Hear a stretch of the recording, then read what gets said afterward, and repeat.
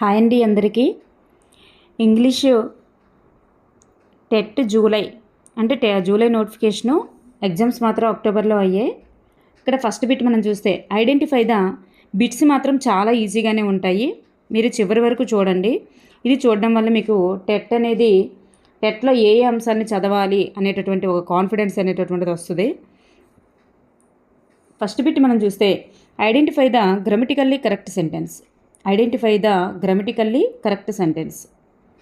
ఇప్పుడు చూస్తే ఆప్షన్స్ ఏమున్నాయి? She is beautiful than her, she is beautiful than herself, she is more beautiful than Geetha, she is beautiful than Geetha. ఇందులో మనకి చూడండి, she is beautiful than her అంటే ఆమె కంటే అందంగా ఉందన్నారు. She is beautiful than herself, ఇది కూడా హెర్ సెల్ఫ్ అన్నా తనకంటే అని అర్థం. She is more beautiful than గీత అంటే గీత కంటే ఆమె అందంగా ఉంది. షీ ఈజ్ బ్యూటిఫుల్ దెన్ గీత. చూడండి, ఇక్కడ చాలా అందంగా ఉంది. మోర్ బ్యూటిఫుల్ అంటే చాలా అందంగా, ఇక్కడ బ్యూటిఫుల్. ఇక్కడ 3 అనేటటువంటిది, దాన్ అనేటటువంటిది ఎక్కడ వస్తుందంటే మోర్, ఎక్కువ అనే దగ్గర ఎక్కువగా యూజ్ చేస్తుంటాము. So the third answer is right answer అనమాట. Next one, identify the correct verb form for the sentence. ఇటు చూస్తే Radha and Krishna and Radha on their way to the airport. ఇక్కడ చూస్తే అంటే ఎయిర్పోర్ట్ విమానాశ్రయానికి వెళ్తున్నటువంటి కృష్ణ అండ్ రాధా అని చెప్పేసి ఇచ్చారు. ఇక్కడ మనకి ఏమొస్తుంది ఆన్సరు?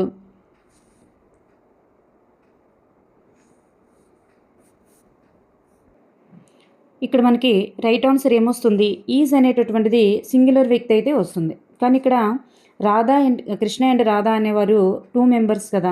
సో ఈజ్ అనేటటువంటిది రాదు. ఈజ్ అనేది ఫ్లోరల్కి సింగులర్కి వస్తుంది కాబట్టి ఇక్కడ మనకి ఫ్లోరల్కి ఆర్ వస్తుంది. సో వజ్ కూడా రాదు, ఇది సింగులర్కి యూజ్ చేసేదే. సో ఇక్కడ మనకి హ్యావ్ కూడా రాదు. సో ఇక్కడ మనకి ఆర్ అనేటటువంటిది మనం యూజ్ చేస్తామన్నమాట. నెక్స్ట్ వన్, ఇక్కడ మనకి నెక్స్ట్ వన్ చూద్దాం. Choose the term that refers to the study of celestial bodies. Celestial bodies అంటే మనకి స్టడీ ఆఫ్ సెలెస్టియల్ బాడీస్ అంటే ఖగోళ వస్తువుల అధ్యయనం అనమాట. అధ్యయనాన్ని సూచించే పదాన్ని ఏమంటారు? ఆస్ట్రానమీ అంటాం. Astronomy. Next, choose the correct model verb to express possibility. Possibility అంటే అవకాశం. అవకాశం ఉంది అనేట దగ్గర మనం ఎక్స్ప్రెస్ యూజ్ చేసేటటువంటి వర్డ్ ఏంటి అంటే మోడల్ వర్బ్ ఏంటి అని అడుగుతున్నారు. కెన్ దేనికి యూజ్ చేస్తాము? చేయవచ్చు అన్నట్లుగా యూజ్ చేస్తాం. మస్ట్ ఎక్కడ యూజ్ చేస్తాం? తప్పకుండా చేయాలి అనే దగ్గర మస్ట్ యూజ్ చేస్తాం. మైట్ అనేది ఉండవచ్చు అనే దగ్గర. షుడ్ అనేటటువంటిది ఉండాలి అనే దగ్గర యూజ్ చేస్తాం. సో ఇక్కడ మనకి ఆన్సర్ ఏమవుతుంది? మైట్ అవుతుంది. అంటే ఉండవచ్చు. పాసిబిలిటీ అంటే పాసిబిలిటీ అనే మీనింగ్ ఇచ్చే అవకాశం ఉంది అనే దగ్గర మనం మైట్ అనేటటువంటి మోడల్ వర్బ్ని యూజ్ చేయాలి. Next one, choose the correct capitalisation for the start of a sentence. ఏదైనా ఒక సెంటెన్స్ స్టార్ట్ చేసేటప్పుడు ఎటువంటి క్యాపిటలైజేషన్ అనేది యూజ్ చేయాలి? సో ఇక్కడ మనం చూస్తే ద డాగ్ ఈజ్ బాకింగ్, ఇది మనకి 5th క్లాస్ లోపే వచ్చేసాయండి. 5th క్లాస్ లోపే మనకి క్యాపిటలైజేషన్ కోసం మనకి పరిచయం చేశారు.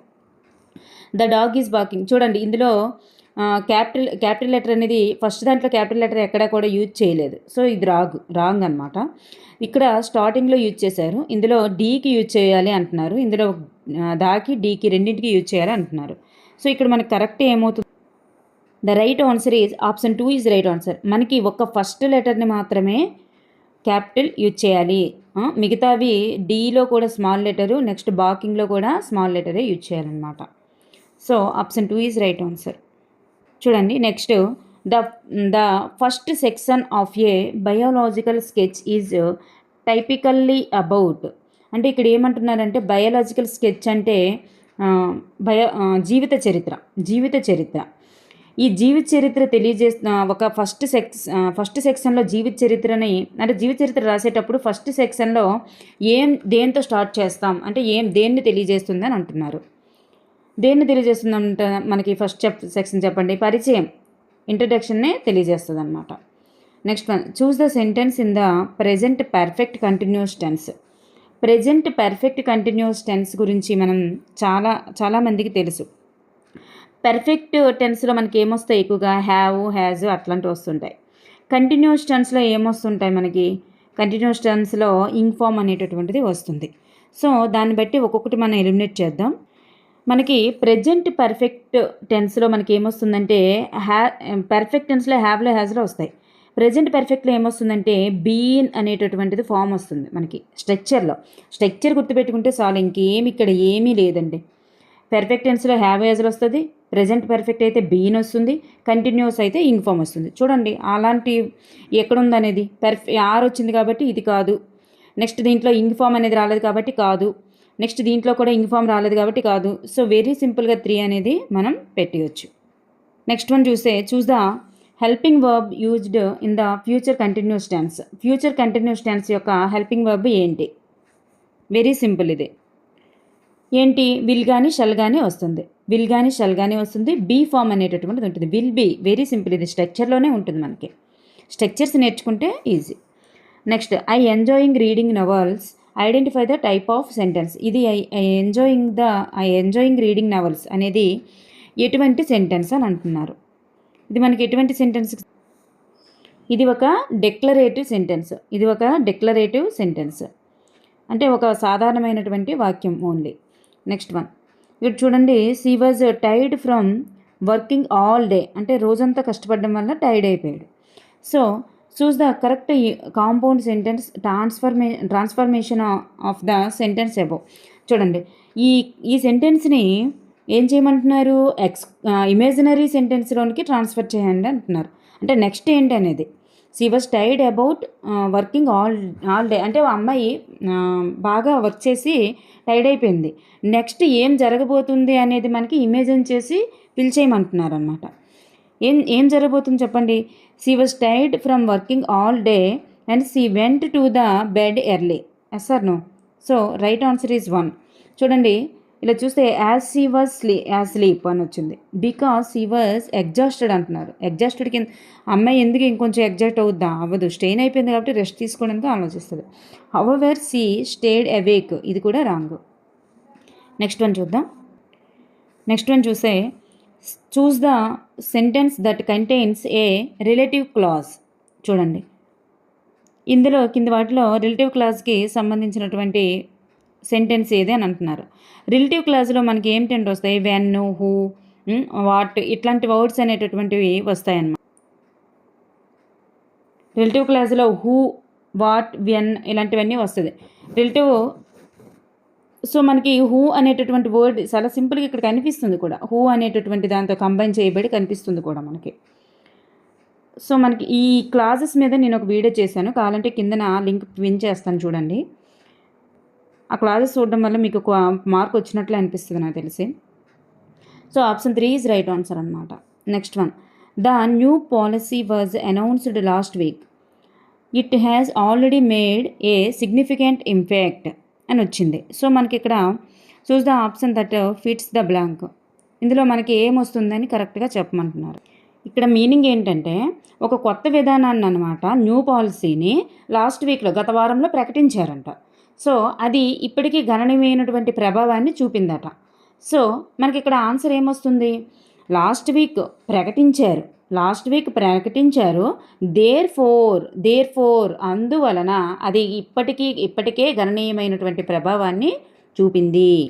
ఇప్పటికే గణనీయమైనటువంటి ప్రభావం చూపింది. సో అందువలన అనేటటువంటిది వస్తుంది. ఇక్కడ నెవర్త్లెస్ అంటే అయితే అని మీనింగ్ వస్తుంది. డిస్పైట్ అనేది ఉన్నప్పటికీ అని మీనింగ్ వస్తుంది. సిమిలర్లీ అంటే అదే విధంగా. ఇక్కడ చూడండి ఇవేవి కూడా కరెక్ట్ మీనింగ్ని ఇవ్వు. దేర్ ఫోర్ అనేది కరెక్ట్ మీనింగ్ని ఇస్తుంది అన్నమాట. Next one choose the correct sequence of the words in which they అక్కర్ in a dictionary. చూడండి ఇప్పుడు మనం చూస్తే డిక్షనరీ వర్డ్స్ ప్రకారం మనం వెరీ సింపుల్గా మనం ఇక్కడ చూసేయచ్చు. ఇందులో ఎస్ అనేటటువంటిది స్టార్టింగ్లో వస్తుంది. అన్నింటికి స్టార్టింగ్లో ఎస్ వచ్చింది, ఓకే. నెక్స్ట్ లెటర్ ఏమొచ్చింది? హెచ్. నెక్స్ట్ మనకు ఆల్ఫాబెటికల్ ఆర్డర్లో హెచ్ కదా ఫస్ట్ వస్తుంది. పి వస్తుందా, హెచ్ వస్తుందా, ఎం వస్తుందా? దీంట్లో హెచ్ కదా ఫస్ట్ వస్తుంది. H, okay. హెచ్ వచ్చిన వాటిలో 2 మనకి సిమిలర్గా ఉన్నాయి. అప్పుడు మనం మూడవ లెటర్ని తీసుకుంటాం. మూడవ లెటర్ ఏమై ఉంది? రెండింటిలో ఏ ఉంది. ఏ ఓకే సిమిలర్గా ఉంది. తర్వాత వచ్చిన వాటిలో కే ఎల్. సో కే ముందు వస్తుందా ఎల్ ముందు వస్తుందని చూస్తే కే ముందు వస్తుంది. సో ఇది మనకి ఫస్ట్ వాకింగ్ గాను ఇది సెకండ్ వాకింగ్ గాను ఉంటుంది. ఈ రెండింటిలో చూస్తే మనకి ఎం ముందు వస్తుంది కాబట్టి ఇది థర్డ్ గాను ఇది ఫోర్త్ గాను ఉంటుంది. So option 1 is right answer. Next one చూస్తే choose the correct spelling of the word. అంటే ఇందులో క్రింది వాటిలో కరెక్ట్ స్పెల్లింగ్ అయిన వర్డ్ ఏది చూస్తే ఎంబార్ష్మెంట్ అనేటటువంటిది option 4 is right answer. Next one select the example where the indefinite article is used in the sentence of a certain అని చెప్పేసి ఇచ్చారు. మనకి ఇందులో సెర్టన్ సెంటెన్స్లో ఇండెఫినైట్ ఆర్టికల్ ఎక్కడ కరెక్ట్గా యూజ్ చేయబడి ఉంది అని.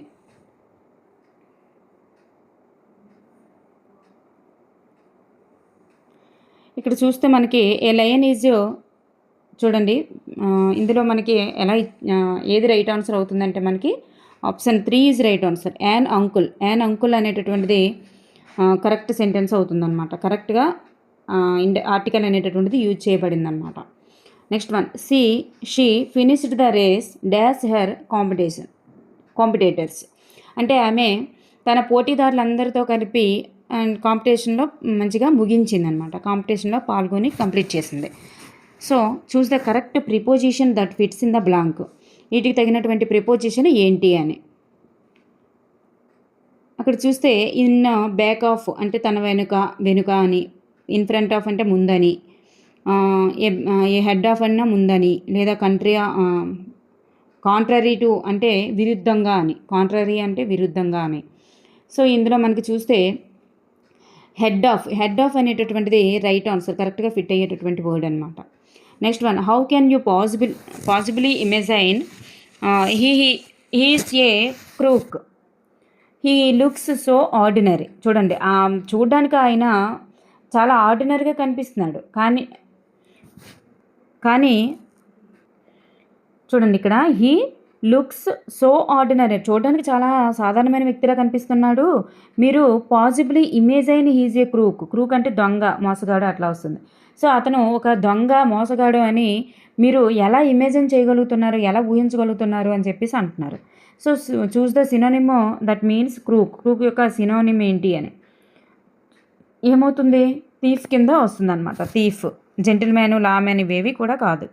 నెక్స్ట్ వన్ చూద్దాం. The head master once told his father that what Einstein choose as a profession would not a matter because he will never make a success at anything.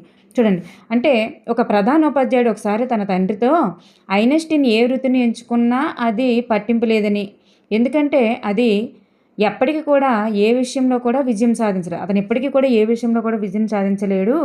So అతను pass అయ్యాడా లేదా, చదివాడా లేదా, ఏ వృత్తిని ఎంచుకున్నాడు అలాంటిది ఏది కూడా పట్టింపు లేదా అన్నట్లుగా అన్నారు. సో సక్సెస్ యొక్క మనకి యాంటోనిమే అడిగారు ఇక్కడ. సక్సెస్ యొక్క యాంటోనిమ్ ఏమవుతుంది, ఫెయిల్యూర్ అవుతుంది. వెరీ సింపుల్ కదా, సక్సెస్ యొక్క antonym failure. Next choose the direct speech of the following sentence. వీటి యొక్క డైరెక్ట్ స్పీచ్ ఏంటి?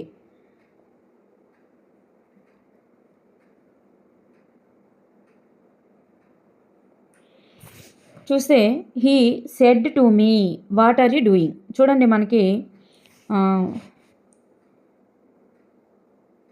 ఈ said to me what are you doing, చూడండి said to me what are you doing అన్నారు. ఇది మనకి క్వశ్చన్ మార్క్లో ఉన్నప్పుడు మనం ఏం చేస్తాం, సెడ్ టు మీ అనేది ఆస్కుడ్ మీగా మారుతుంది.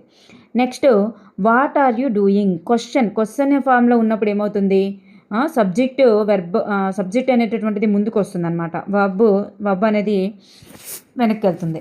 సో మనకి హెల్పింగ్ వర్బ్ వెనక్కి, సబ్జెక్ట్ ముందుకి వస్తుంది. సో సబ్జెక్ట్ యూ అనేటటువంటిది దేన్ని ఇండికేట్ చేస్తుంది, ఈ మీని ఇండికేట్ చేస్తుంది కాబట్టి వాట్ ఐ అని వస్తుంది. ఆర్ అనేటటువంటిది ఐకి ఏమొస్తుంది, ఆర్ రాదు కదా, ఐ సింగులర్ ఫామ్ కాబట్టి వాజ్ వస్తుంది అనమాట. వాట్ వాజ్ డూయింగ్ అనేటటువంటిది వస్తుంది. Next one despite the challenges she decided to dash her dreams and pursue them with determination అని చెప్పేసి ఇచ్చారు. Choose the phrasal verb that fits the blank. ఇక్కడ meaning ఏంటంటే చాలా సవాళ్ళు ఉన్నప్పటికీ కూడా ఒక దృఢ నిశ్చయంతో ఒక దృఢ సంకల్పంతో ఆమె కలలను అంటే ఆమె యొక్క డ్రీమ్స్ని కొనసాగించడానికి చాలా ట్రై చేయాలని చెప్పేసి నిర్ణయించుకుంది.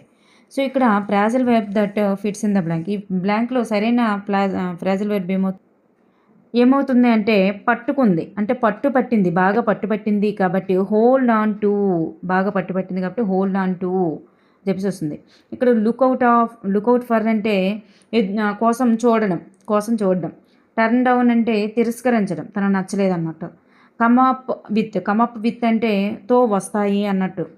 సో మనకి ఇక్కడ ఫస్ట్దే రైట్ ఆన్సర్ అవుతుంది అన్నమాట. Identify the phrasal noun from the following. క్రింది వాటిలో ఫ్రేజల్ నౌన్ ఏంటి? Identify the phrasal noun.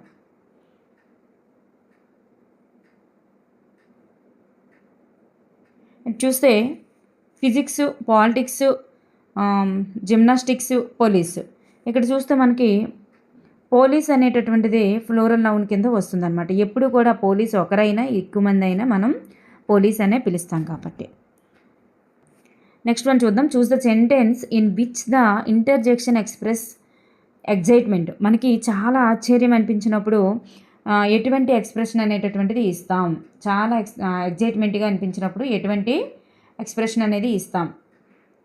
చూస్తే ఆప్షన్ 3 ఈజ్ రైట్ ఆన్సర్. అంటే వెకేషన్కి ఎక్కడికైనా వెళ్ళాలనుకున్నప్పుడు we are going to on vacation అని చెప్పేసి అంటాం, అని అంటాం.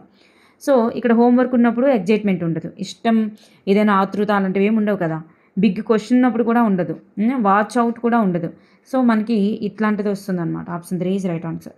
నెక్స్ట్ పారాగ్రాఫ్ క్వశ్చన్ 2 ఉంటుంది. Next choose the best option that fits in the blank. ఇందులో చూస్తే మనకి ఓరల్ కమ్యూనికేషన్ ఇన్వాల్వ్స్ అండర్స్టాండింగ్. చూడండి, మౌఖిక సంభాషణలో మనకి మౌఖిక సంభాషణ అనేది ఏ విధంగా అవగాహన అవుతుంది? మనకి మాట్లాడడం ద్వారానే అవగాహన అవుతుందన్నమాట. Next one, identify the activity that promotes comprehension and content mastery through active engagement with the test. ఇక్కడ చూస్తే మనకి